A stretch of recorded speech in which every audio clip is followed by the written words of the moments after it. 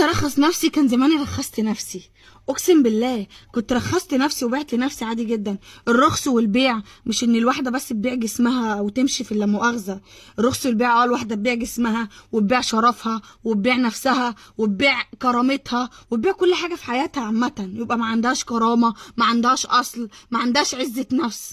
ده ربنا سبحانه وتعالى يعني قال لنا في القرآن. والناس اللي بتروح تتبرع او الناس اللي بتدي ناس، يا ناس الكلام ده بقى الفيديو ده اقسم بالله بالله عليكم تشيروه بجد، عشان في ناس كدابه جدا بتاكل حقوق ناس هي ما تستاهلهاش. ناس بتطلع ريتشات وتعمل حوارات عشان خاطر الخلايجه يخشوا. الكلام ده الفيديو ده كله للخلايجه، اخواتنا في الكويت واخواتنا في قطر واخواتنا في السعوديه واخواتنا انا ما اعرفش اسامي الدول، بس اقسم بالله انتوا بيضحك عليكم، حرفيا انتوا بيضحك عليكم اقسم بالله، عشان انتوا اطيب خلق الله. هاتوا واحد مصري بيخش او كان فئه مصريه بتخش تعمل بتساعد الناس اللي بتعمل الحوارات دي. ما فيش غير الخلايجه عشان هم فعلا ما عندهمش الحوارات بتاعت الناس المصريين.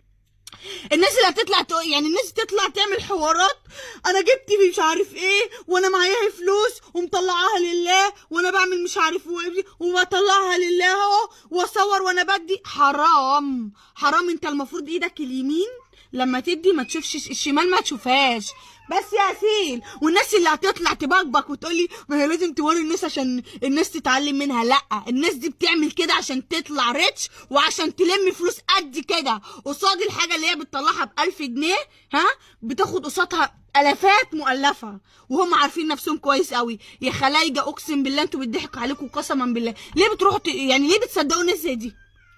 انا بقى بتكلم عن نفسي، انا بقى لو على الرخص كان زماني رخصت نفسي، ما كنتش والله قعدت انا واحده دلوقتي مريضه وفي عز، بص اقسم بالله في عرض جنيه، ولا بطلع اشحت ولا بطلع اتشاور من ساعه ما طلعت على الشاشه ديت، وعمري في حياتي ما طلعت قلت انا جعانه ولا عطشانه ولا مرميه ولا كل فيديوهاتي بتتكلم ان انا انسانه، انا فاتحه مشروع وبجري على عيالي وعايزه اخواتي تدعمني، غير كده مفيش.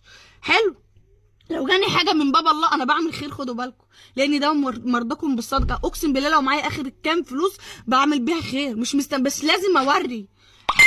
فانا بقى الفيديو ده مطلعه لي بقى للناس اللي انا مش عارفه اقول عليها ايه، مطلعه لي فيديوهات وبتشحت عليا.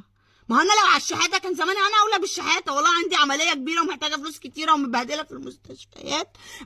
في المستشفيات ومش لاقيه لي مكان عشان اعمل عمليه واتحجز.